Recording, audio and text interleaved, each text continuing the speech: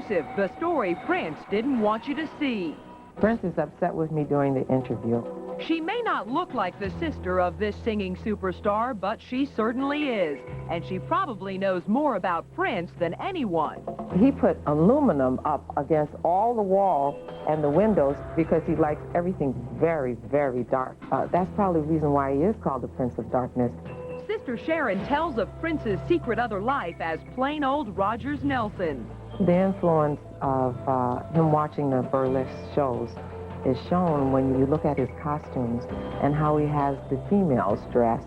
And there's more, including the truth about the beautiful loves in his life: Apollonia, Sheena Easton, Vanity, and Kim Basinger. He had some feeling, deep feeling for them. And look who else is talking. He thinks like me, and he proves it because I can hear it.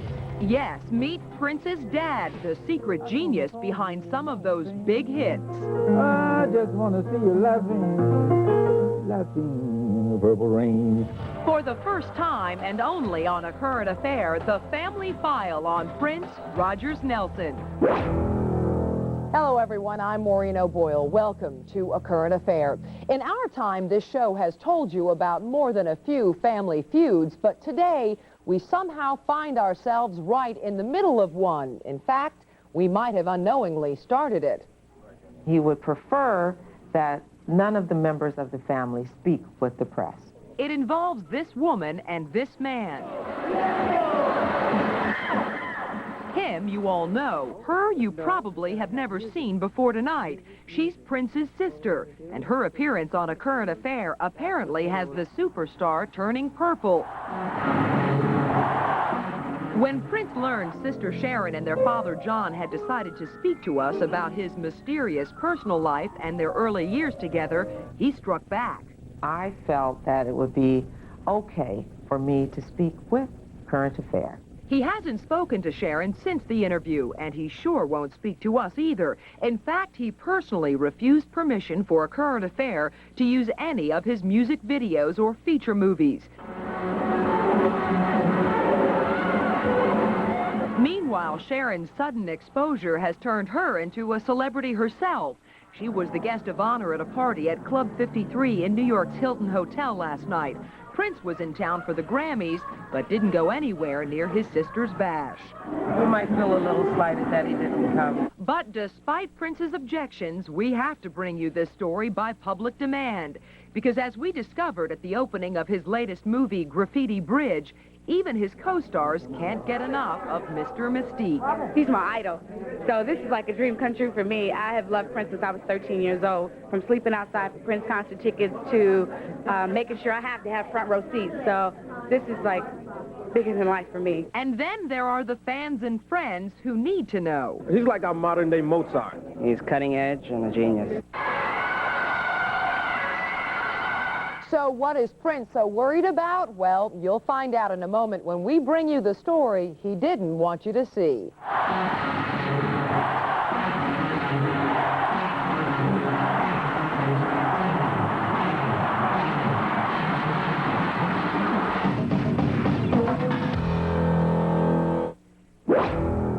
They call him Prince, and he holds court to millions of adoring women around the world. But everyone hungers for more of this mysterious superstar. And now we have more of Prince than you've ever seen before. A family file opened by his sister and father.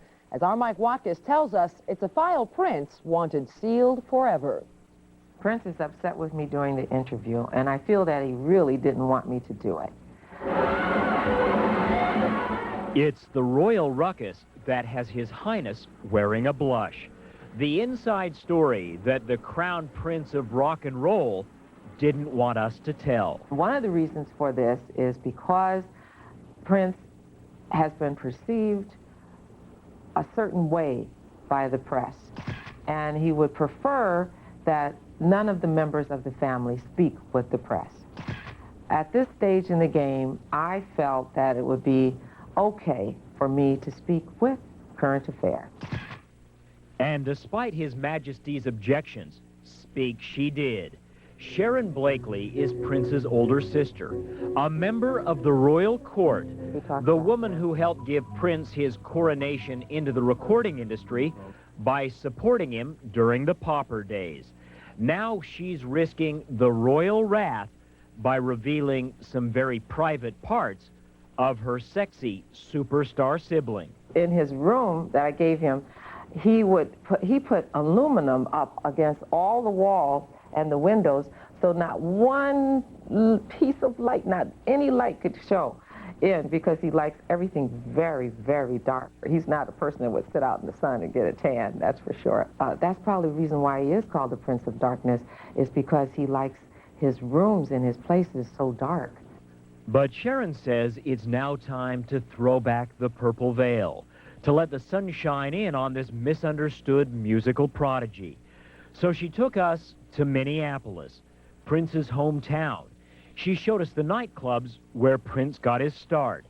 And then she introduced us to the monarch, the man who taught Prince every lick he knows. And if the girls don't come talk to the piano player, forget it.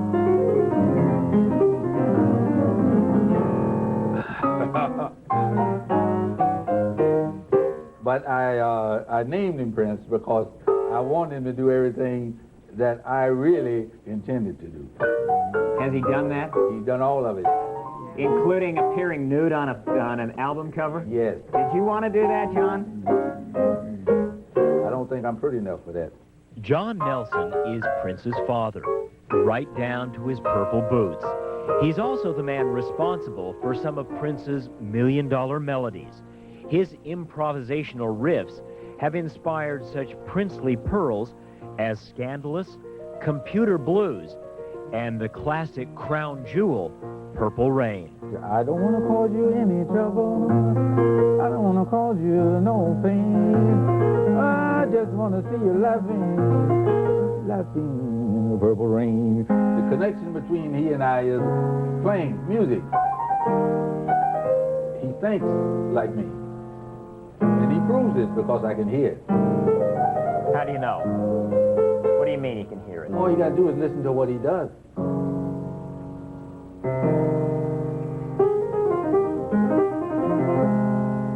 Nobody else has ever listened to what I do and did anything about it.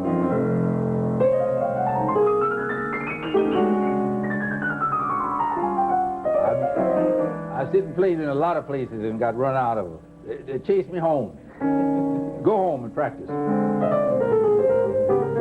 Because they couldn't follow all this, see. But he listened. If the kid was a dummy, he wouldn't pay no attention to that. But his ears are wide open.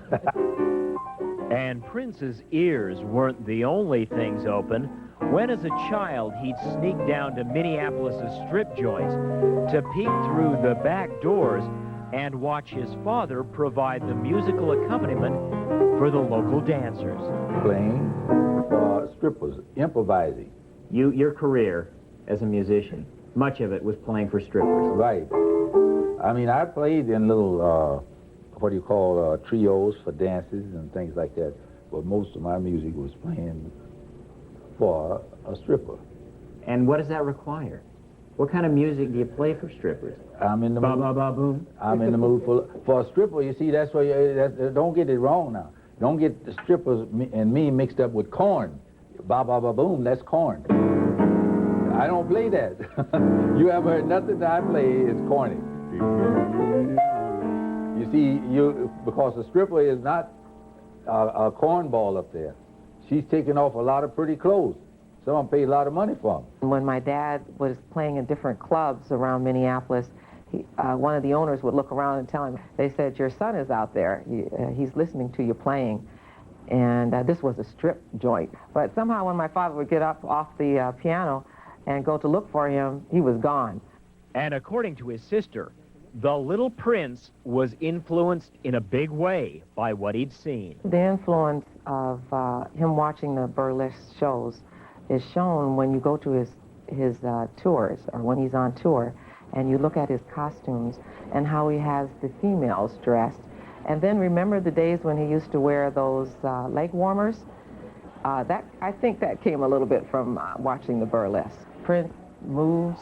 He has that move like the burlesque people have. He's got a nice little body there. And as you see Prince's shows, you'll see the most beautiful girls you can ever see. What do you think? How do you think that experience influenced him? He was just glad. Of what? He couldn't wait. He said, I just can't wait till I can get up there and do what you're doing. What, be a performer or work in a strip joint? No, be a performer, a musician. If he do what I'm doing, I'm not stripping. I'm playing. He wanted to do what I'm doing. And of course, this rags to riches to royalty story has now taken Prince far beyond the back doors at Minneapolis' strip joints. He's become this state's favorite son, the all-star bad boy of rock and roll, and in the minds of a great many people, the modern-day Mozart of popular music. And here is where this young monarch makes his magic. It's Prince's Royal Palace, Paisley Park Studios, a state-of-the-art production house built by Prince here in the rural outskirts of Minneapolis, the place where the Prince seems to put into practice the many things he learned by watching his father through the stage door at the local burlesque. Tell me what a day would be like, a day that you and Prince would spend together. What would you do? Running around looking for pretty girls and candy and cookies. The insecurity I felt that Prince ever had was he couldn't figure out why he was short, and everybody else in the family was tall. So I said to him one day, I said, Prince, would you rather be short and rich or tall and poor? And that ended it right there. He's never had any problem anymore. And Prince's pint-sized stature doesn't seem to have caused him any problems with his plentiful princesses. During his rocket to stardom, he's been linked to some of the world's hottest female performers. Kim Basinger, Sheena Easton, Apollonia, Vanity, all have been Prince's pals. But I think he had some deep feeling for them. I don't know which one he liked more than the other, I can't say. How about with Kim Basinger? Was that professional or personal? Personal, then professional. I believe that's the way it went. How about with Sheena Easton? Was that professional or personal? Professional and then personal. I think he spent more time with Apollonia. They made a movie together. They were more into conversations and talking. Was it a with one another. real relationship, or just a business relationship? I think it was a bit of both. I asked him one day, are you ever going to get married? He said, I'm already married. I'm married to my music. And like many men in love, Prince's behavior at times can be erratic. Oh, he's spoiled now. Yeah, he spoiled himself. Why not? When you're Prince, you can do whatever you want. Yet the people who know him best say he's really just a prince of a fellow. And with royal ancestry like this, who's going to argue? I don't think anybody is, and I don't think that there is anything to be upset about. We have more, a private concert by the man who taught Prince all he knows. What a day this has been. What a rare mood I'm in. Prince's dad, John Nelson, steals the spotlight from his superstar son. Now, we'll be back in a moment with an exclusive concert by Prince's dad. Get back into it.